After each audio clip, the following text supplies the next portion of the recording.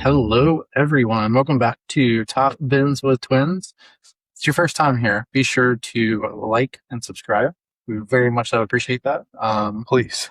And Please do. that sounds so desperate. We're not begging. If this is the first time joining us, everyone, my name is Luke, and this is Paul. Yes. Say hi to everyone, Paul. Hello. We are so happy to have you all with us. We are a podcast where we talk about FPL and the Premier League in general. So we are here to talk to you all about preseason information that we have as of now, and then kind of talk about where your teams are at for the time being. That's always subject to change. And then also talk about what we expect to see for some spicy differentials going into the start of the FPL season. But before we dive into all of that and really get into it, Paul, how are you doing today? Doing great. We are recording this on, I think it's August 9th. Yeah, so we're probably, I think, maybe 2 weeks and a couple more days outside of the first About a week and a half. Yeah, about a week and a half. Community Shield is next weekend, I believe. Mm-hmm. So we'll see those first matchups, but no, everything's going very well. Excited for another season. It does feel a little bit like whiplash from going from the World Cup to the end of that crazy Premier League season, especially being an Arsenal fan. If you're new to the pod, sorry. Sometimes you just get a lot of Arsenal content accidentally from one of the members of this podcast. But funny how that works. Yeah, we are not the dude wearing an Arsenal hat. But no, I think there has been a little bit of whiplash this year with, the end of the season, World Cup, which was awesome. Honestly, if you're still interested in World Cup content, we have a ton of stuff on our YouTube page, on Spotify. So feel free to go back. We really enjoyed kind of making some content there that was just kind of outside our typical comfort zone, I'd say. Yes. And so that was a lot of fun. If you have any follow-up questions on the World Cup, that kind of stuff, let us know. We're here. But really getting excited for a new FPL and Premier League season. We've talked about this, Luke, but I mean, there's been a ton of change. Like, there's been a lot of things going on in the Premier League, new managers, new players coming in, that kind of thing. So it's going to be an interesting start of FPL, in my opinion. It will be. I fear that we have a lot of uncertainty going into the opening Premier League games. Game week 1 is going to be one of those where we don't have a lot of answers for how teams are going to set up, who's going to be back healthy and ready to play after they, let's say, Saka played in the World Cup. He didn't play all 90 minutes for every match that England played, but we also know going into it, he wasn't in the best physical shape either, right? His body's worn down. So is Saka going to start? And that applies to players across the board, right? So something we need to keep an eye on and be very careful about. So when I'm looking at preseason stuff, right, I think stats are important, right? That gives us somewhat of an idea. But for a lot of players, I really just want to see, are they playing 90 minutes and how are they setting up tactically in their teams? So that's kind of how I'm trying to approach my decision-making process there as far as selecting my team. I have a quick question for you, Paul. Right? Over on Blue Sky, I've been sending off some messages over there. Highly active. Some interesting thoughts that I've had as I take my dog for a walk. Great little guy, West. He's the best. He's a cutie. He's a cutie. He unlocked a couple new skills this week. It was very interesting. He decided to stand on our sofa and the coffee table at the same time and split his time there. So that was very interesting. But I digress. As we're walking, right, I always listen to FPL podcasts, pretty much. And it seems like a lot of content creators and then voices online are adopting this mentality that either game week 1 or game week 2 is undoubtedly the best time to bench boost. So I first wanted to pose the question to you. Do you think bench boost game week 1, game week 2, or game week 3 is a viable strategy for you? I mean, I think if you feel very confident the team you're building early in the season with, the unlimited transfers, if you feel very confident they perform well, I mean, I just think using it the first week of the season, you probably have to have a team of probably 15 players that are solidified, and probably with those managers that aren't fluctuating in and out. We've talked about it very briefly earlier, but there's been, I think, 8 new managers come in the Premier League this season. Yes. with that. Yeah. If you're not going to know their preferred 11 probably until even maybe 5 weeks into the season. Right. And to me, if you want a bench boost, then I would only bench boost if I was 100% certain that all those players are for sure going to get a 90 minutes in that game week.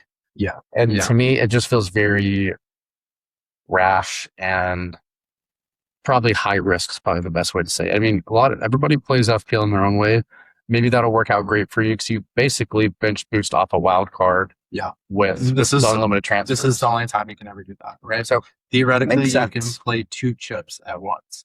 I do not like that idea. Yeah, I'm there with you. I'm anti early bench boost because I think the entire point of bench boosting early is that you use the free transfers you have now, right, going into game week 1, and then you bench boost early to then wild card in like game week 3 or game week 4 when you have more information, right? That's the entire thesis of that chip strategy.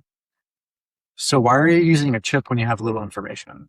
Is my question, right? Like I don't get that, and I think we're really underselling the value of chips, right? And I know bench boost is one of those where it's not seen as the most powerful chip, but if you can get an extra 15 or 20 points out of it, why are we wasting a chip when we don't have enough information to go off of? Especially, let's say like I worry that people will use that chip and then it's going to backfire on them, right? You can wildcard and get out of that team very quickly. And you can really kind of just cut your losses. But I worry, right? I think there would be a lot of frustrated managers if you decide to go with an early bench boost. So I would urge the listener to be careful if you are pursuing that strategy. Is all. And look, I think a great way to look at this is like, let's say hypothetically you are looking at your forward line, right? And so I would say the main options, of course, you're going to have Holland in there. I think there's questions to be asked if you don't have Holland. A lot of big questions to ask if Holland is in your team. Probably Holland, João Pedro, Isak, maybe Calvert-Lewin, maybe Igor Jesus is in the conversation. Yeah. You could probably say what other forwards would be out there? Maybe Danny Welbeck going to Chelsea.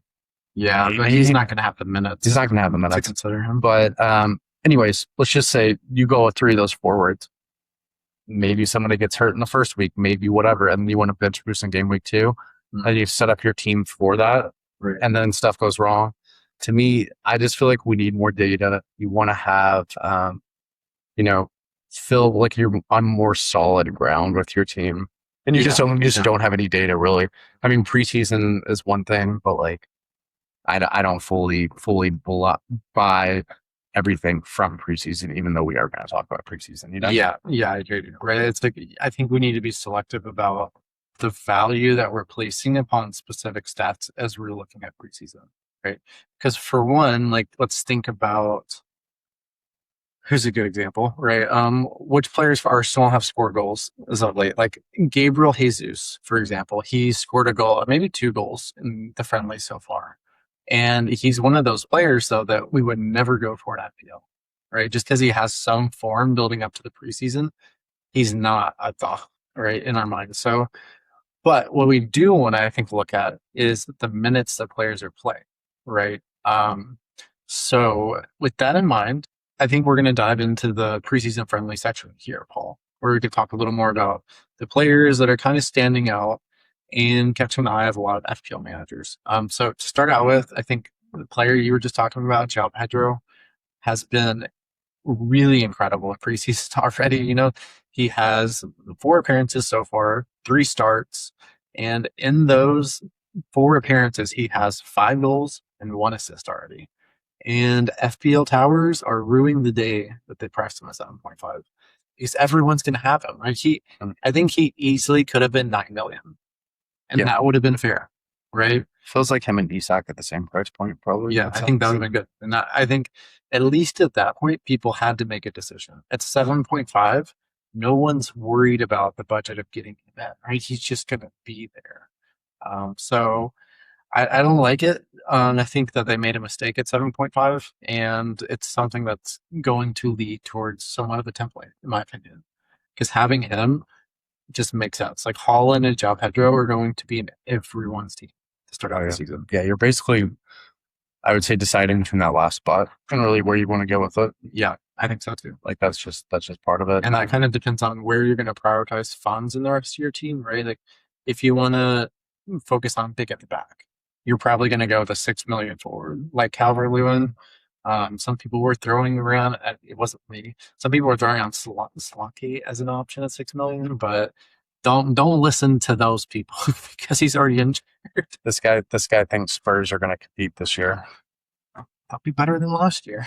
I'll tell you They that. have to be better than last year. They'll be more better than last year. So as we're talking about Calvert Lewin, he's performing very well in 3 preseason goals. too, right? He has 3 goals.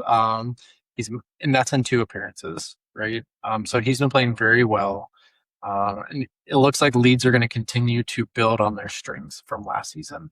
I think Harry Wilson is a really underrated signing, and that was on a free, I completely right? Like, agree. why, if he's on a free, why would someone like Arsenal not try to go get him? Like why a top six club feels like all of them feel like they missed out in getting him. So good for Leeds though, right? I think it's going to benefit Calvert Lewin, and another good reason for us to believe that Calvert Lewin is going to be a great choice to have in our teams. So I think the front three of a lot of managers has probably coalesced down to Holland, João Pedro, and Calvert Lewin at this point. It kind of makes sense, right? We'll see where Paul and I went here in a little bit in the next section when we talk about our teams, but it makes sense to me why you would go there if you have. Yeah, I completely agree. Somebody else of note too, like that we kind of mentioned a little bit, is Igor Jesus, which I think I could easily see myself going there in the third slot. Mm-hmm. I'm not as high as Luke is on Isak. Calvert Lewin, I think, still is a great pick, but I just always have questions over his finishing ability. Yeah. And he's going to get the chances, but maybe with more creativity in that team, they're just going to be simple tap-ins. Who knows? But with Igor Jesus, my rationale there is the amount of chances that you saw Mateta miss over the past 3 seasons. Mm-hmm. Glasner's system is there for 8-9 to have chances in the box. Yeah. Basically as a poacher in the final third. And I think Igor Jesus is somebody that I probably wouldn't consider an FPL if he wasn't in Glasner's system. But I just think, they have the tools in that team and the creativity to still create those same chances that Crystal Palace was creating last season. Yeah, in the system, I completely agree. And we're going to get to that point at some point in the near future here on the pod because I was going to talk about him, but I think Nico Williams is a fabulous choice this season. I think if you don't have him in your team, get him in. He's currently at about 12% ownership right now in the game. And I think, in the next, let's say 9 game weeks, I could see him being over 40 to 50% owned. It would not surprise me. So get in early, get a really nice value out of those early points because he's going to continue to bomb up and down that right flank. And he's really great with DEFCON. I think he averages about 8 DEFCON per match. I did not rate it there. So he's very good from a DEFCON perspective. He averages 6.94. So, he's not hitting DEFCON. His DEFCON hit rate, I'm not sure exactly what it was. It's probably sub 50%, but we know he's going to continue to push up and down the right flank. We know he's also creative as a right back too. So I would expect to see him continue to thrive under Glasner because who was one of their most important players last season? Minos, right? And he was one of the best options in the game. So I would definitely advise to have Nico Williams in your team. He's definitely going to be one of those players that we want to have. So just keep an eye on that. Luke, what I'm also considering though, I think this is a good question to ask Nico Williams. Are we going to see him on the left side? Or are we going to see him on the right side? With Anna, I feel like both of them could probably play both sides at times. Yeah. And it's going to bounce back and forth. I also really like Morgan Gibbs White in that midfield. Here's my question to you, Paul. Who do you think takes pens? Because Igor Jesus has taken pens with Gibbs White on the pitch before. Yeah, I feel like Glasner typically does have his 9s take penalties. I think Mateta kind of like there was moments where Eze took tens for a little while at Crystal Palace. Right. And then Mateta kind of like took control of that and took all the penalties. Yeah. So maybe it will be Igor Jesus, which would be awesome. That would make him an even better asset. It would, in my opinion. yeah.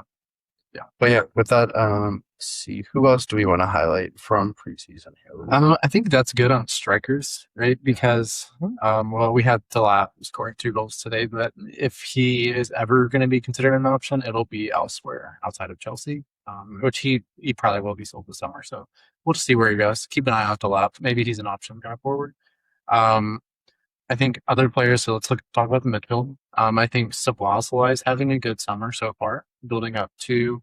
Like he didn't have to work up, right? So he's had a lot of time to build into the season, get his legs underneath him, and have a break too. So Szoboszlai is a very popular pick right now. He's around, I think, almost 50% ownership. Yeah, I think he's way up there.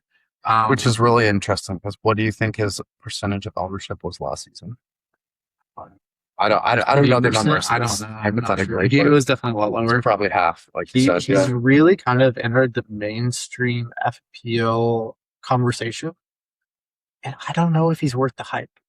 To me, right? He being at 7 million is the main incentive to me, right? When you look at him for the value you get, but Isak is going to be on pins, right? I'm pretty convinced of that. He is their goal scorer, and he needs to be fed chances, right? So if there's a penalty, you give that to Isak to continue to spur forward. For sure. And in thinking about it, Szoboszlai does play deeper sometimes, right? And there are rumors about McAllister potentially going elsewhere. Like Chelsea is being thrown around. I think Arsenal were maybe even interested. With Bruno Guimaraes, maybe not anymore. But I do think that Szoboszlai is a little bit of a trap in my mind. And we've seen Verts playing much better in the preseason, and Areola has said he is my number 10. Yeah. He's the person that I want to play in the 10 attacking role.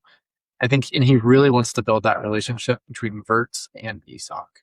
I think that'll unlock both of them in ways that they were not unlocked last season.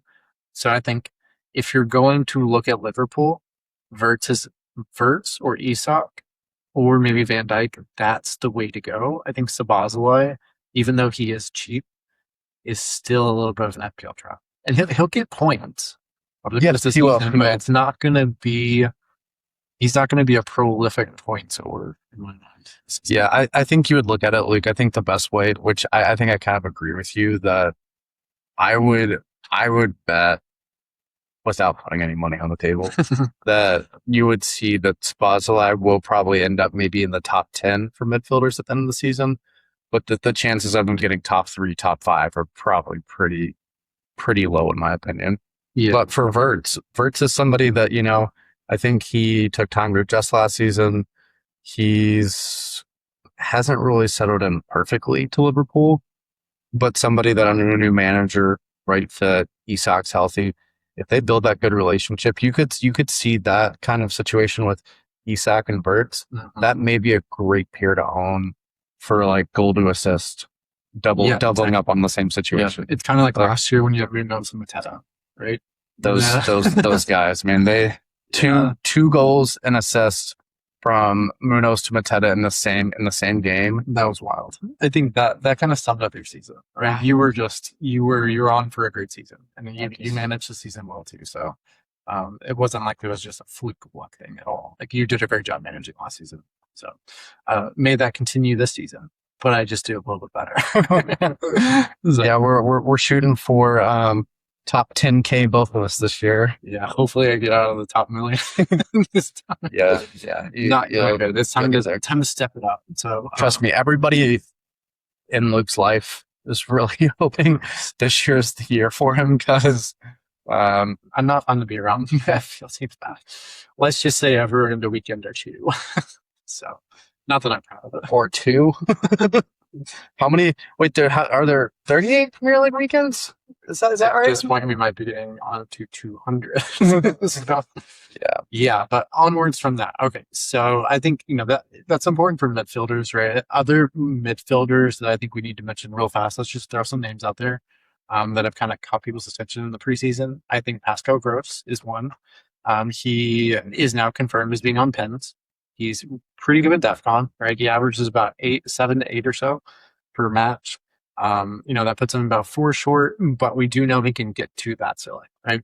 He's on set pieces and he's also on penalties now that David Welbeck's gone. So I expect to see him be a great asset at 5.5. I think he could be one of the best value picks in the game.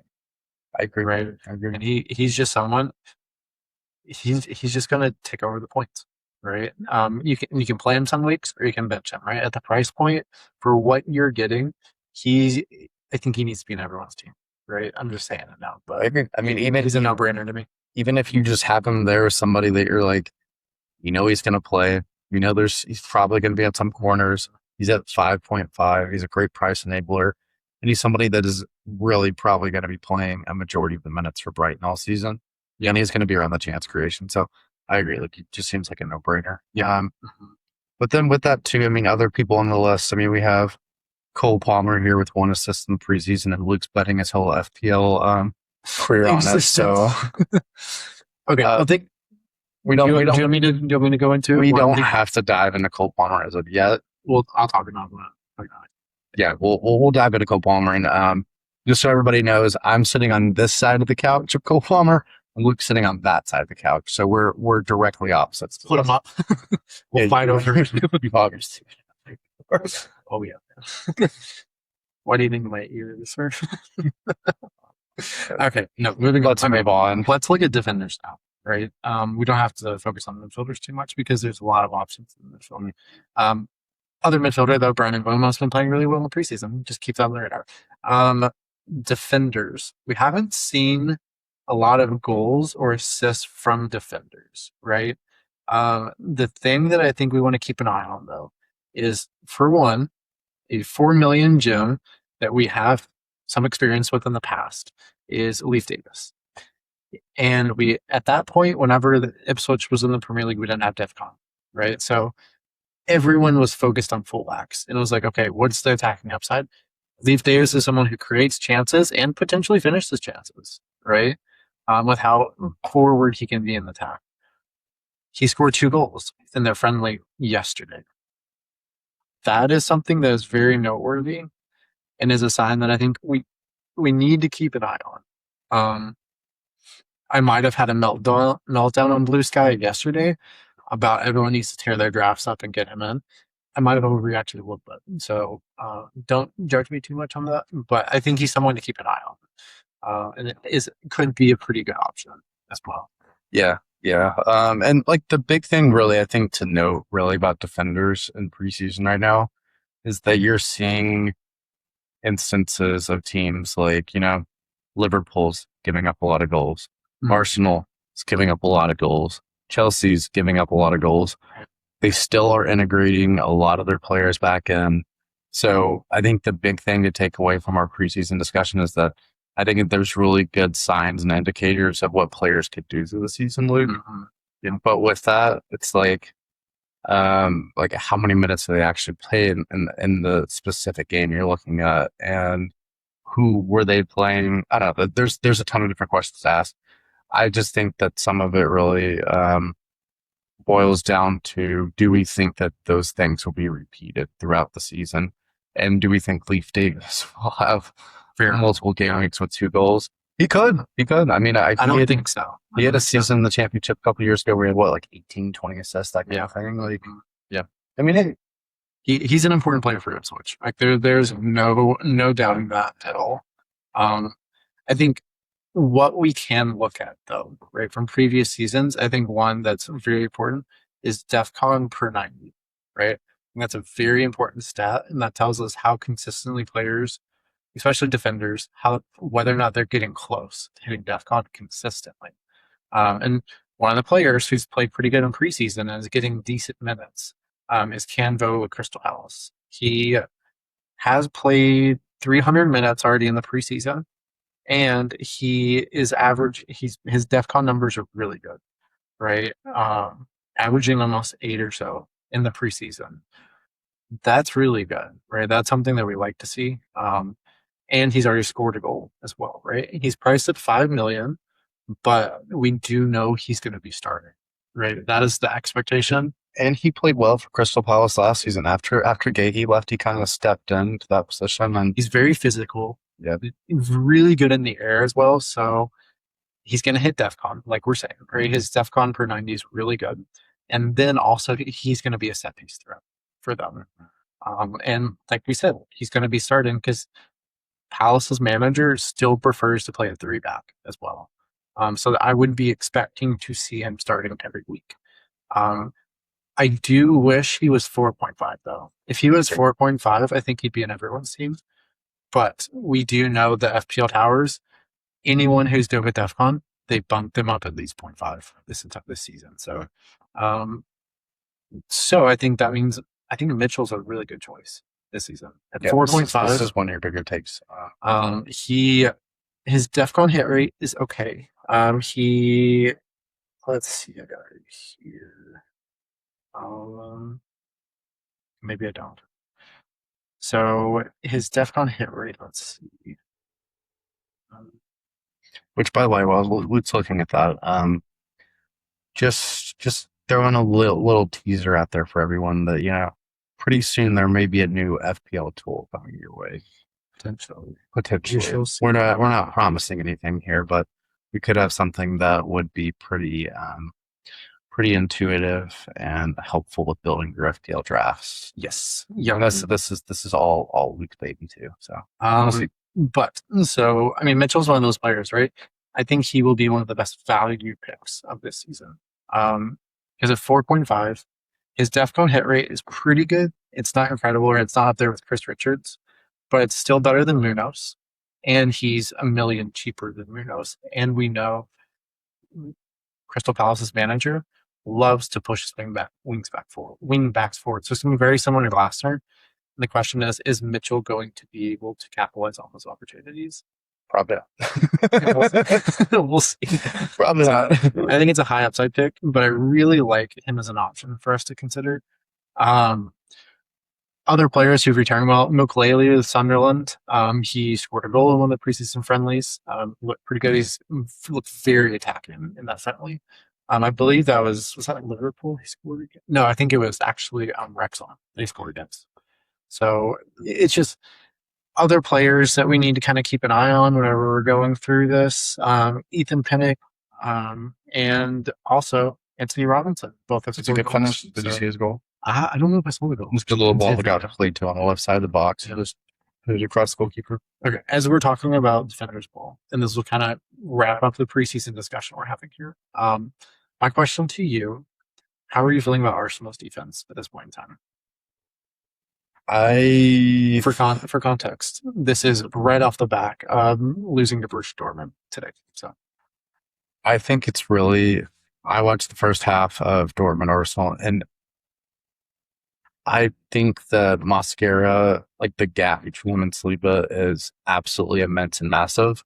Yeah, but in saying that, I think he'll be fine playing that right side center back besides Gabriel whenever he has a solid midfield in front of him. Today, Arteta started, I think it was Havertz, MLS, and Odegaard in midfield. With those three, there's just not the cover for the center backs. Like it's simply there's not like that solid front in front of them. And whenever it's Declan Rice and Bruno Guimaraes in front of these center backs, and it's just entirely different too, because I think the setup of that Arsenal team, I don't know what Arteta was exactly looking for. In the last couple, I think he's just wanted to put a more attacking side out there and like put people in uncomfortable situations, see what happens.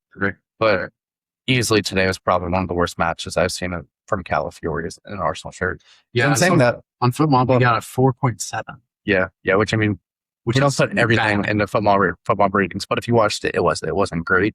But with that, I think part of that is that he is able to wander and do what he wants whenever that midfield is solid, because they know when to cover for him. They know those spaces he wants to be in, that kind of thing, and it works out well.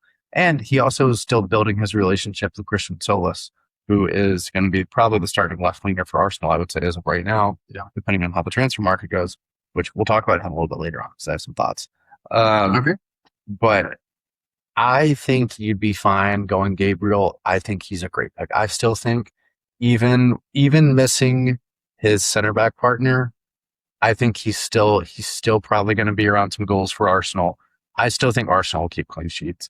Like with the way with their midfield setup, especially going into the market if they find someone of a suitable level at the left wing, I think that'll help a ton. And then I think what I don't know, I do think Arsenal will be fine. It could be. I mean, I think you probably think it's going to be a little more rocky in the beginning. I think this preseason is just really weird. I mean, a lot of Arsenal's players aren't even back yet from their vacations and all stuff off the World Cup. So Yeah, yeah, no, I hear you. I mean, there's a lot of stuff to break down in there, but I think my main concern right now, right, is the back four we saw today for Arsenal. Calafiori, Gabriel, Mascara, and Ben White.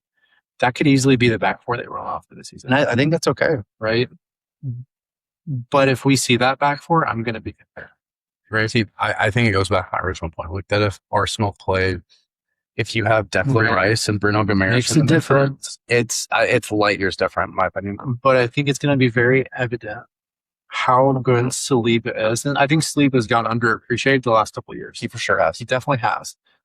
But that's going to be apparent. Like, think about Gabriel does have the odd mistake in him every once in a while, right? And it happens enough to where it's noticeable.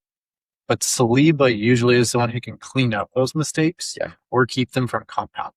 Yeah. And I think without him and then having Mosquera, someone who he typically doesn't line up next to, I think that's going to create issues. And also Bruno Guimaraes has not, I mean, he's played with Gabriel, right? Being Brazilian, but it's going to take a while to build that chemistry. The team that Arsenal is going to be in January, as opposed to who they're going to be game week 1, is going to be very different.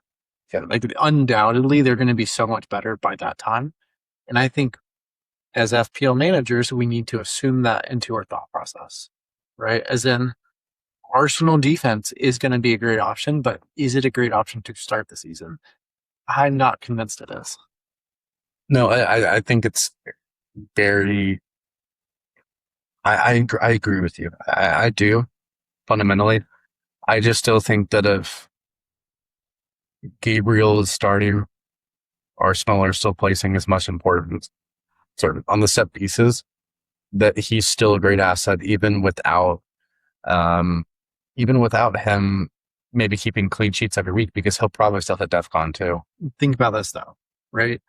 As looking at XGI numbers. So for anyone who hasn't had any exposure to that, that means expected goal involvement. So we're combining expected goals and expected assists. His XGI last season was 4.69. That puts him 13th overall in the Premier League for defenders.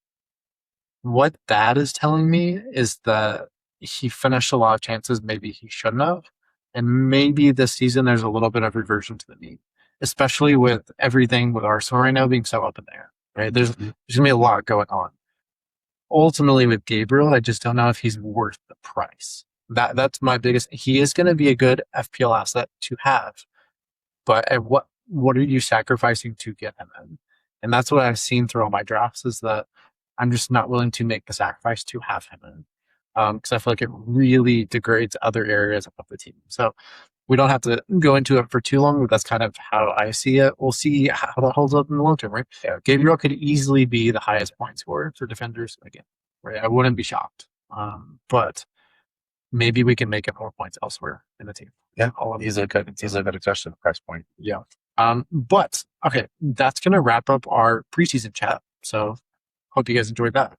The next section we're gonna talk about is our current FPL drafts. So how we've set up our teams.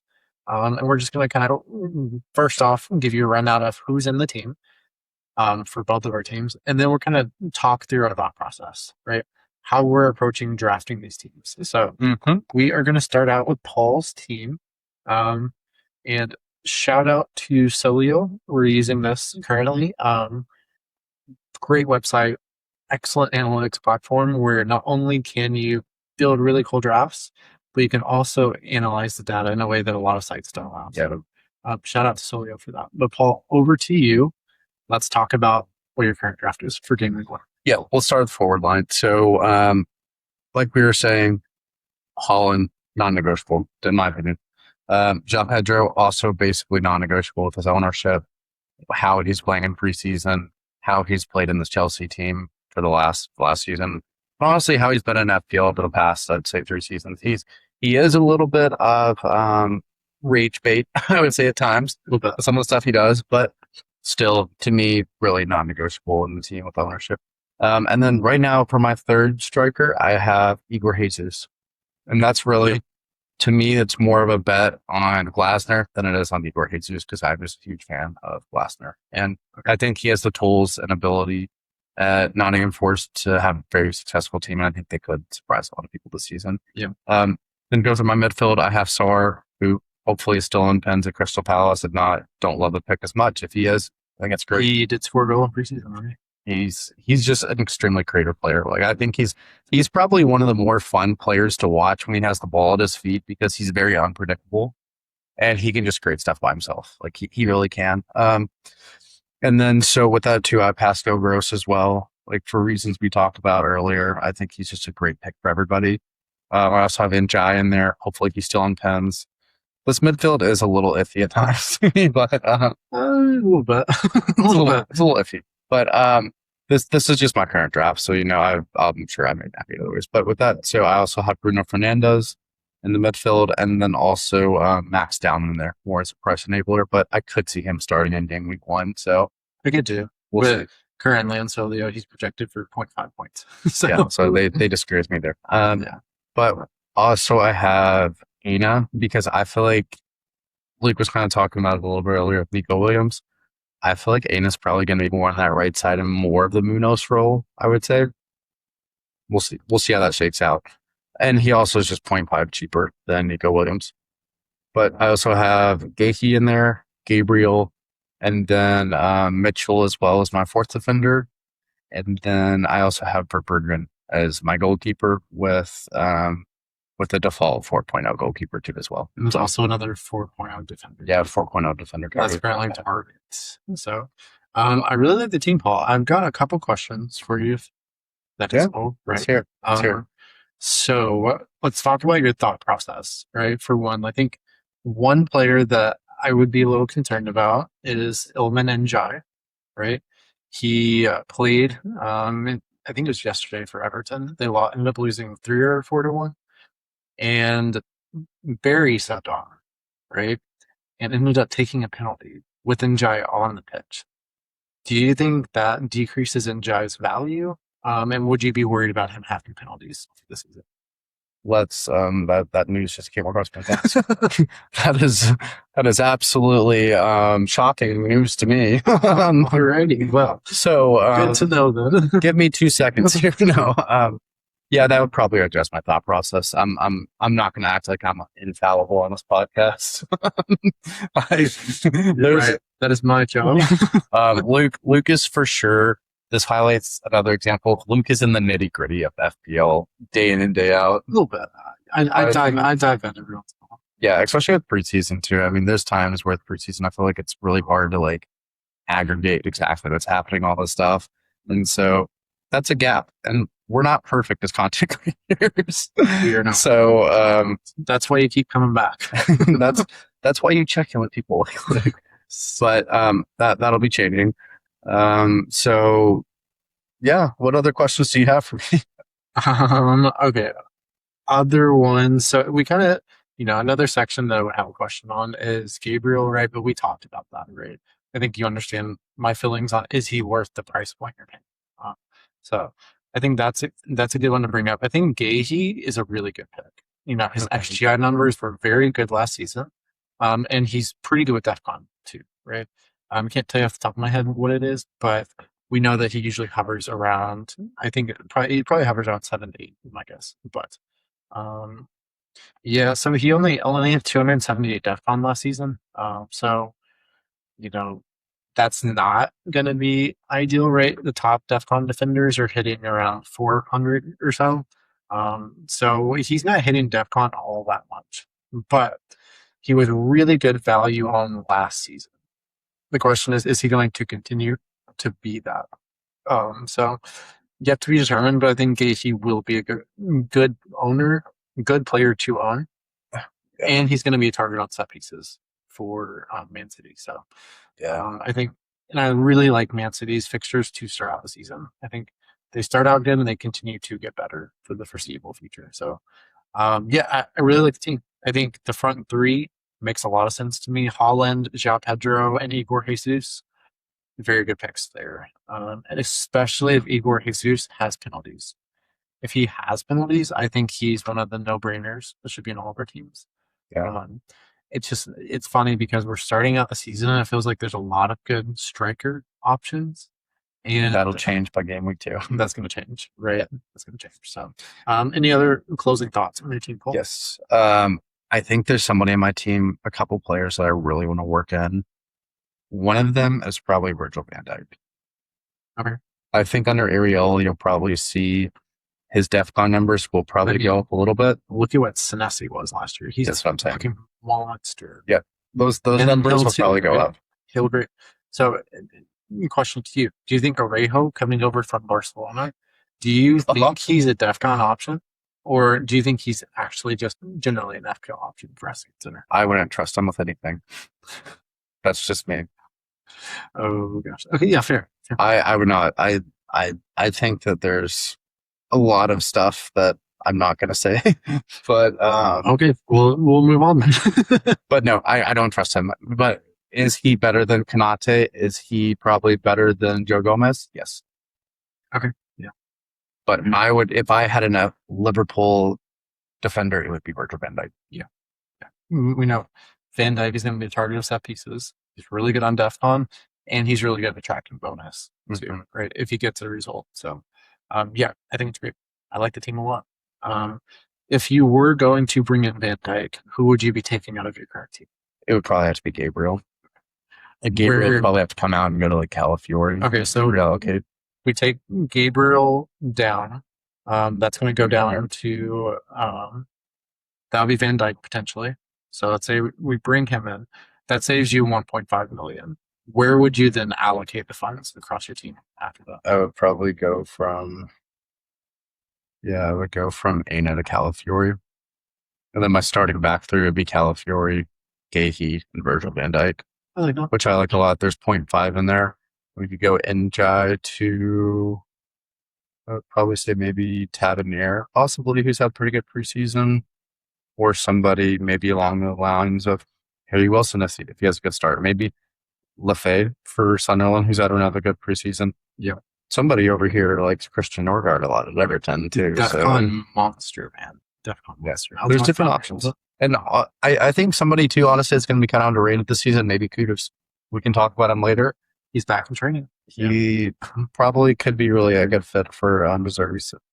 I don't know if he's back in full team training, but he is back on the grass running. And Kulusevski is back too, which he, I think, was either first or second longest time out for a Premier League player, which is just it's like over 500 days, I believe. They have so many attackers. They're kind of honestly in the Chelsea conversation right now. Like they have a ton of but attackers. None of them are fit. That's the problem, right? So yeah, we'll see what happens. But okay, let's go to your team, into my team. So, all right. I'm going to have a lot of questions for him. Bring it up. So, okay. All right. Let's dive into it. So, my goalkeepers, I have Kinski, and then Palmer, which potentially could be Ipswich's starting keeper at 4 million. He's been starting the friendlies. I don't know if he played yesterday. We'll get into that here in a second. But yeah, go over your team. Give me your phone fast. I got it. Okay. So, looking at Palmer right now, let's see. Did he start yesterday? I think he did not start, so that's bad. So there goes that dream. There goes that pipe dream, but that's perfectly fine. So he'll just be my 4 million standard goalkeeper that'll sit on the bench. My defensive line, Nico Williams, who I think will be the best value pick of this season, still at 5 million. I think the 5 million price range has some really good defensive options that we should consider. Yeah. And then I also, of course, 5 million, have Van Heck, right? I think playing under Reserve again, it's going to be a really good fit. He's very good attacking wise. Like his XGI is really good. And his DEFCON hit rate is really good as well. So I expect to see him continue to get better over time. My other 5 million defenders, I have three 5 million defenders. Like I said, I like the price point. I'm sticking with the price point, right? So, uh,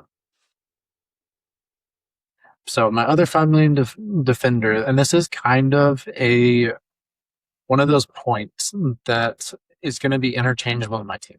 I have Mats Vifer, who is Brighton's right back currently. He was registered as a midfielder last season, and he averaged about 14 DEFCON per match. So if we make the adjustment for switching over to a defender, you get less points for recovery. He's going to average just under 10 DEFCON per match. So I think he's a great option, and he's shown attacking output as well. I think he's going to overlap Gomez. Um, and so that's someone that I think we should really keep an eye on. But the reason why I'm saying that he is someone who could be interchangeable with another position, I could input any 5 million defender in that spot. It's kind of just a holding point at this point in time. Mm-hmm. What I'm really thinking about doing is switching him to another Brighton defender, Vucevic. We made the move over to Tottenham, right? Who's supposed to be very good aerially, and which means good attacking output, but he's supposed to be a DEFCON monster, right? And as you can tell, I'm kind of building my back line with the intention of DEFCON being a priority, right? I really want to build in those points that are going to drip into the team over the course of the season. So Yeah. I have that front three currently with my other defenders of Leaf Davis and then Tyreek Mitchell. In the midfield, this is where it's going to get a little controversial. So everyone buckle up. I have Florian Wirtz. I have Pascal Gross. I have Brian Mbeumo, who would be leading the team very early on after game week 1. But those first two fixtures for Manchester United, I can't go without one of their attackers for those first two. I'm worried about that. Basically, Bruno cover for you, right? It is. I'm hedging my bets. And then I have the one and only Cole Palmer. And then for my fifth defender, my fifth midfielder, who basically the defender, is Sankara of Brentford, who just made the move over to Brentford. He's priced at 5.5 million and has a little bit of attacking output. Like last season in League One, he had a couple of assists, really good with the line breaking passes. So I think there's opportunities where he could continue to get some assists, but he's just great with DEFCON, right? He's kind of a Konate regen, right? Maybe a little bit more attacking than Conte, but someone to really keep an eye on, right? I think he's a great pick. Then my front three continues to get a little controversial as well. I have Holland, João Pedro, and Isak. So that gives me a double up on Liverpool attacking options, and then a double up on Chelsea attacking options too. So what I will do is hand the mic over to Paul and let him ask some questions.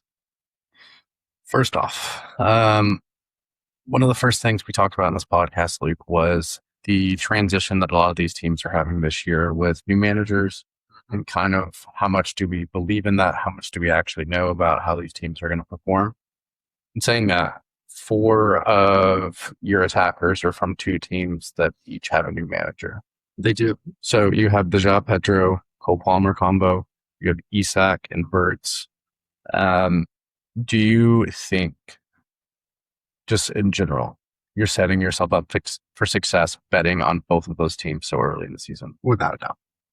What's your rationale? My rationality behind that, I fully believe in both of those managers, right? I think that what I'm looking at here, right, is the perspective that the managers are going to be on the players they have within the teams, right? And I think Xabi Alonso, for example, he's going to go into this team with how Chelsea is set up and say, who do I need to get the best out of? And it's going to be João Pedro and it's going to be Cole Palmer. I think if you unlock Cole Palmer and get him back to playing the way that he was 2 years ago, this Chelsea team, with how they're set up, they could, without a doubt, push for Champions League, push for a Premier League title, potentially, right? And I think that Cole Palmer is looking better in the preseason. The positions he's taking up, he looks very comfortable. He's creating chances. He's having chances to convert them. He just hasn't yet. Right? I think some of that is rust from having summer off, probably resting up and rehabilitating because he had so many injury issues last season. Um, and I think he will be coming out with very much so the mindset of I have something to prove. I didn't make the World Cup for England, and I think that's gonna cause him to really prioritize to show people that he deserve to go. So that's part of the thesis for Cole Palmer. As far as doubling up on Verts and Isak, Iriola said that Verts is going to be his number 10, right? He's the player that he knows he needs to unlock to get the most out of. And I think Verts has shown in spurts, especially as he grew into the Premier League season, that he can still be a very special and important player for Liverpool as he continues to go forward. Um, so I really think Verts is a great option, although he did burn all of us at the beginning of last season, which low PTSD there, but it is what it is, right? So I think Verts is someone that I've been growing into the idea a little bit over this preseason. Seeing him score a goal reignites my belief in him a little bit. Not that the belief wasn't there, it's just as an FPL asset, is he viable? And I think seeing him play better in the preseason and get minutes in his legs is very important. Iriola has said as well that I want Isak and Verts to maybe come back a little bit earlier than they typically would on the back of a World Cup, from the perspective like we need you to play through mistakes now, right? We need you to learn how to play together in my system and understand each other. So I think Iriola is very much so saying, I need you all playing well from game week 1. And I think they will. Right? And I think both of them have the talent. Isak looks a million times better than he did last season. Did you see his goal that he scored today, Paul? Yes, I did. He will slip their pass, take touch, finish. He has the pep in his step. Right? I think at Newcastle, the goal that he scored today for Liverpool, that looked like the Isak at Newcastle. That's what I saw. In a way, with the clinical fun of it, I will push back. It's not one of those goals he scored in Newcastle where he is eliminating 2 defenders or breaking through at pace. Those are questions I think he has to answer. Where is his body physically at after breaking his leg because of a horrific challenge last season? Yeah. Right. Like that's something that he's probably gonna have to work through mentally as well. I like of these 2 picks that we're talking about here, I like the Verts and Isak together. That's something that I would consider too. The Cole Palmer, João Pedro. I think João Pedro is a great pick. I think this is kind of going to be the make it or break it season for Cole Palmer at Chelsea. I would say at Chelsea, because I mean, I think he just hasn't been fit enough. He hasn't been able to really perform besides, a couple really good stretches. Think about this though, right? Xabi Alonso, when he was at Bayer Leverkusen, who was his star player?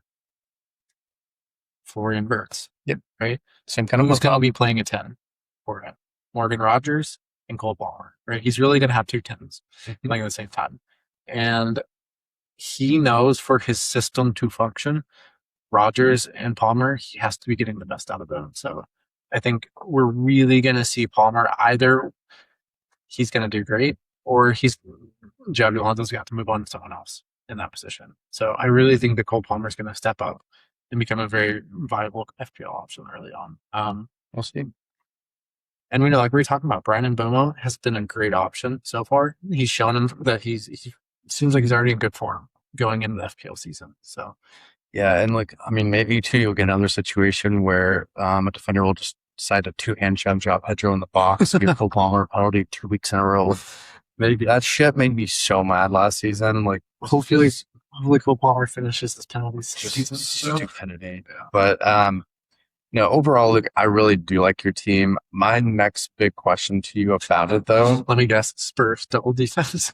I'm not even going to go there because everybody listening to this podcast, that I don't think that's a viable option. But my question: Bruno Fernandes is not in this team. He is not. Are you scared? Are you terrified? Not really. Should I be scared? Maybe. But am I? I don't think so. From the perspective, I have Brandon Boa, right? He has been playing really well in the preseason. And on top of that, right, I think that I can hedge my bets a little bit with Bruno. Bruno worries me because I don't know if he's good value for how much we have to pay for him. I think he's going to continue to take away the points.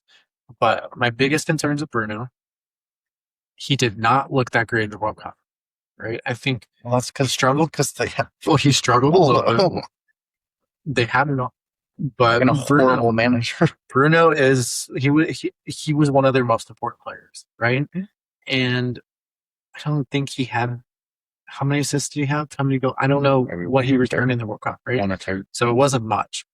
And I think that without Casemiro, I think he's really going to struggle.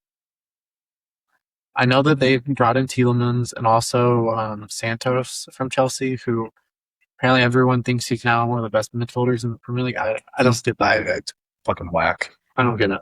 But it is what it is. So I worry about defensive cover he's going to have. But more importantly, I worry about his set pieces, where we saw Bruno, I think, assisted 7 or 8 goals of Casemiro's directly. If you cut that in half, like the amount of points he's missing out on, and then we know Bruno is a bonus points machine. But if he doesn't get the assist, then he can't get the bonus attached to it. So I worry about the numbers reverting to the mean a little bit because really, like he created a good amount of chances last season, but he's always been a fickle player for FPL managers to own. So I think there might be a little reversion to the mean there. So I'm going to hedge my bets a little bit with having Mboma with the team for the first 2 game weeks because those fixtures are really good. But not having Bruno in the team enables a lot more that I can do with the team. And it allows for Palmer too. So, it is what it is. I could easily drop Cole Palmer down. Well, put Cole Palmer up to Bruno Fernandez, and then Boma would go down to someone like, Kevin Norgard or Another Fitzar.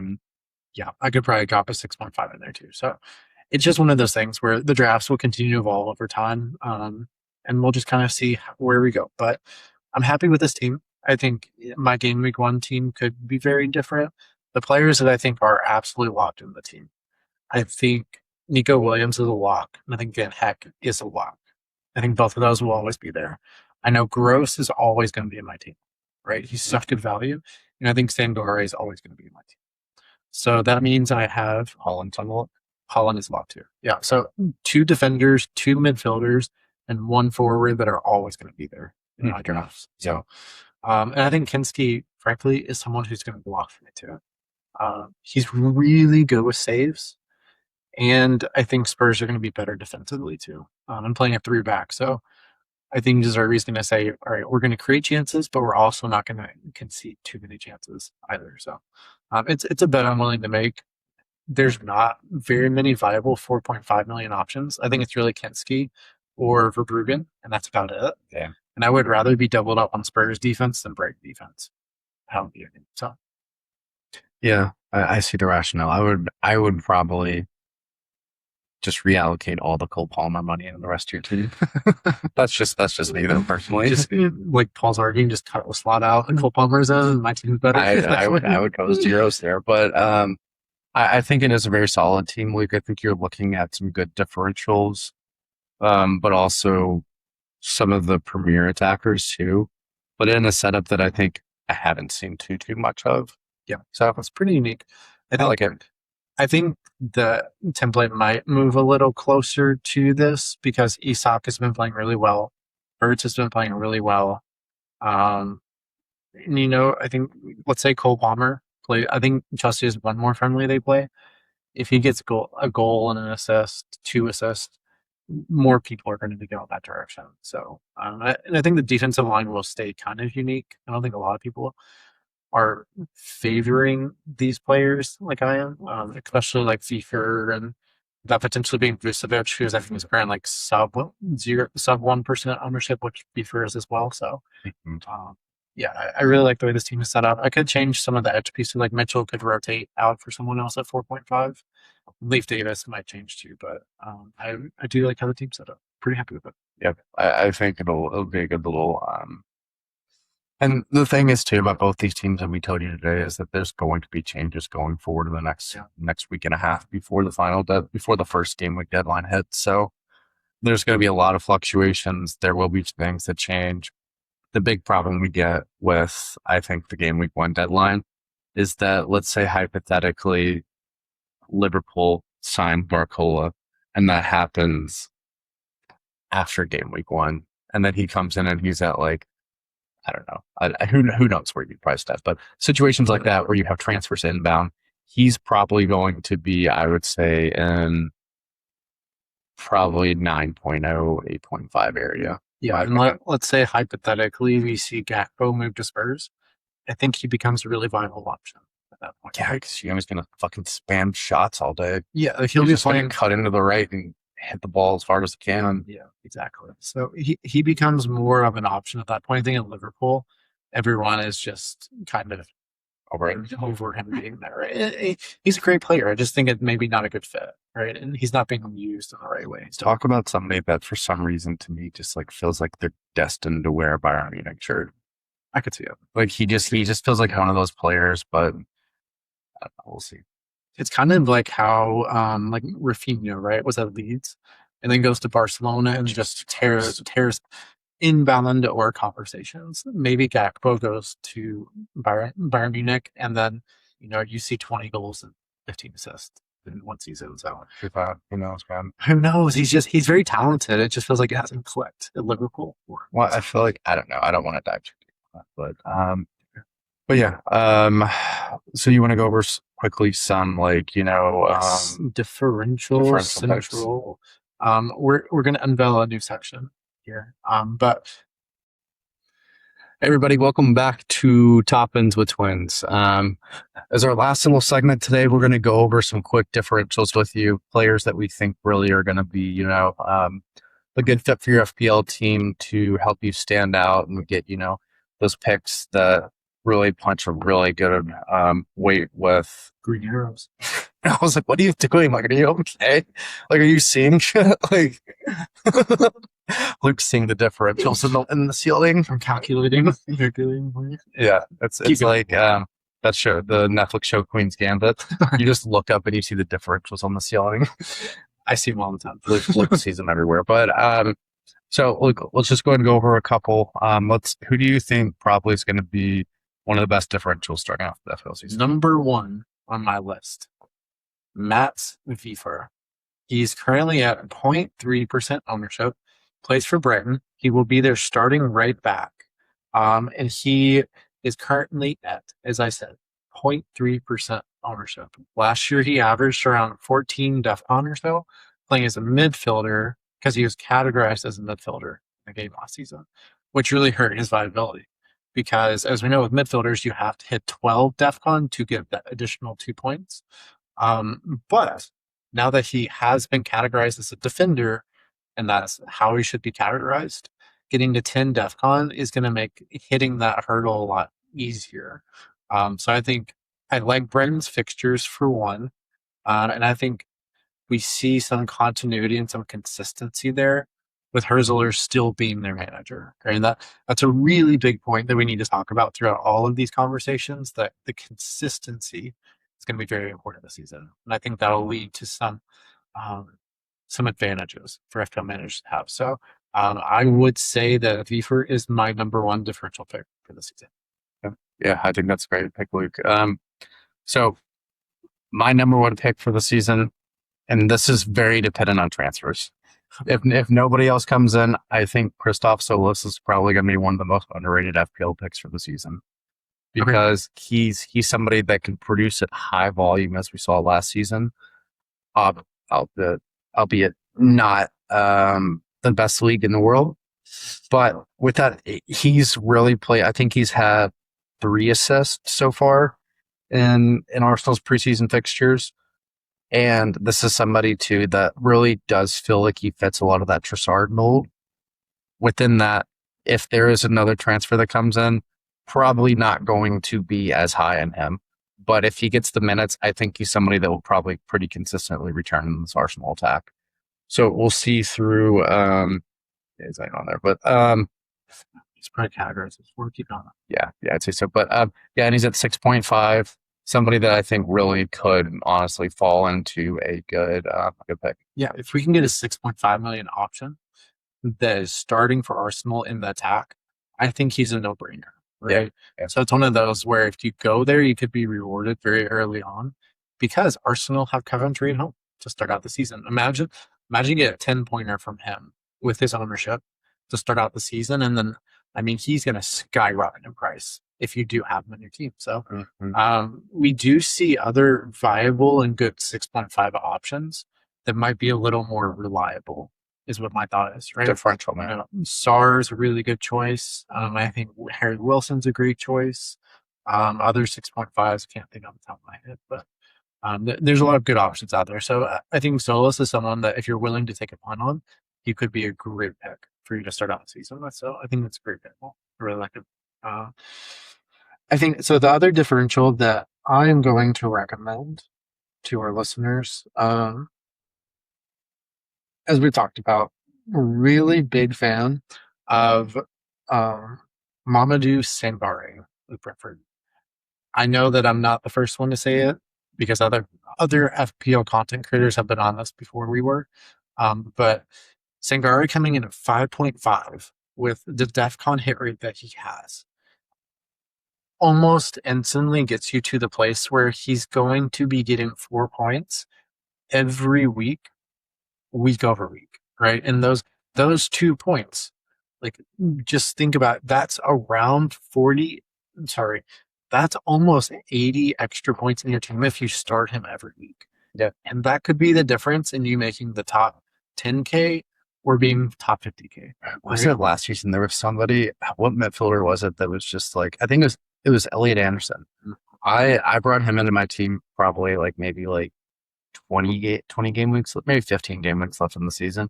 And it was like every week there was probably just he was going to hit DEFCON. Yeah, and then you have that great moment where I think he hit DEFCON, scored a goal, and beat Man City in the title race all in one. And then you went and joined them.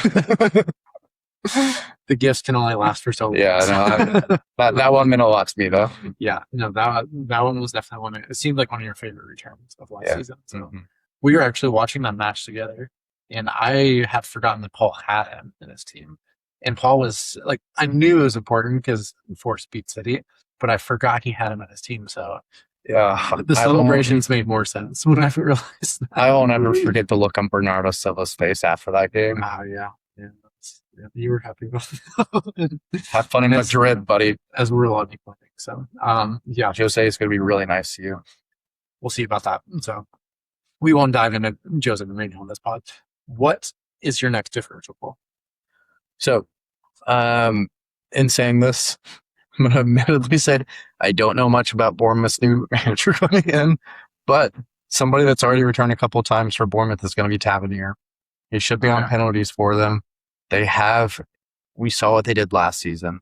They have the talent. They have the ability in the squad. It's just, can they kind of harness that? But if he's on penalties, this is somebody that can show up. He could be taking corners for them. I'm not 100% sure. He is going to be heavily involved in the attack, and he's on pens. This just feels like somebody that really is probably more to wait and see how it kind of plays out. But he's literally at 1.9% ownership. Yeah. And somebody that had a really good season last year. Yeah. Just feels like it could be even a better season for him this year with kind of, some other people clearing out of the team. My question, and I think, and a important note to have at this point is Creevy Jr. being injured is a really big. We feel horrible for the player that he has to go through this, right? Go through the recovery process. Hopefully he's back and firing on all cylinders very quickly. He would have been an FPL consideration for a lot of people. Well, look, I think the thing, honestly, is that if he wouldn't have gotten hurt, I feel like he probably would have been sold in this window. I know Bournemouth didn't want to sell him. I don't think he would have been. I think there were a couple teams circling where they were going to spend the kind of money that Bournemouth couldn't say no to. In saying that, I think this is probably the best case for everybody. He gets to stay at Bournemouth for another year, and they legitimately could sell him for £100 million next summer. People are throwing around £120 million pounds. Okay, That was already an option this week. if he recovers from this injury, comes back healthy, Yeah. he could be probably one of the biggest sells next summer. Yeah, I wouldn't be Easily surprised. could be. He's very talented. Or in January. He strikes the ball so well. And that he just has a natural talent for that, right? So Yeah. he's very creative with the ball at his feet too. So yeah, I completely agree with everything you say. He would have been a good option. But my question to you though, so when you're looking at Bournemouth, do you think it's Kluivert or Tavernier that takes pins? Because I think Kluivert's going to be back starting for Bournemouth. Well, if he's starting, it'll probably be Kluivert. But like I said, we honestly don't have. I'm not going to sit here and say definitively one way or the other because we just don't have the data with the new manager about who, if they're both playing. Which we could be wrong here. Let me look at their foot mop and see. Because I know that Tavernier took a pen in one of their most recent games. I don't know who was starting. So, Kluivert was on the pitch. Wait, no. So, Kluivert subbed out.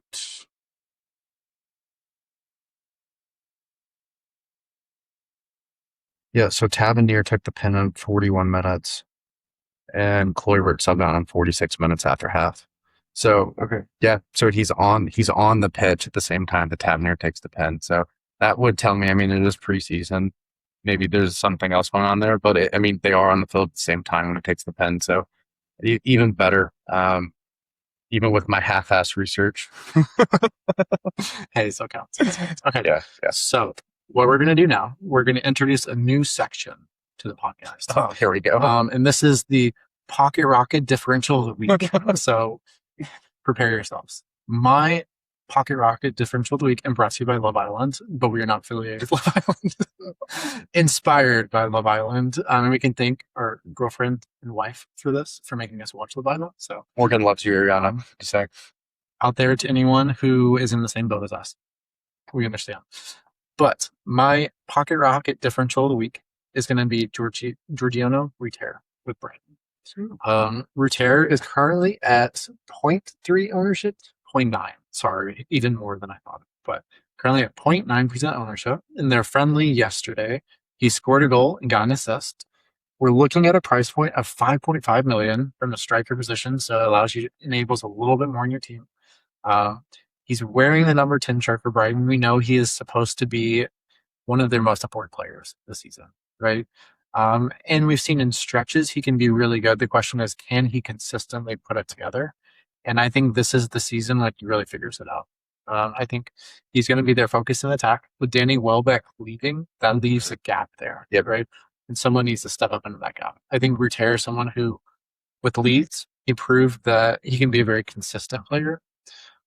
But can he do it as the man for a team? And we're going to see this season. So if you're willing to take a little bit of a risk, I think Georgiano Ruter would be great Pocket Rockets pick of the week. So. Like, who do you think I'm going to go with? I don't know, frankly. I'm just gonna go with somebody we were talking about earlier in the podcast that I think will be an awesome pick in FPL this season. You're picking them for what? What pick is this for you? This is what? What's the section called?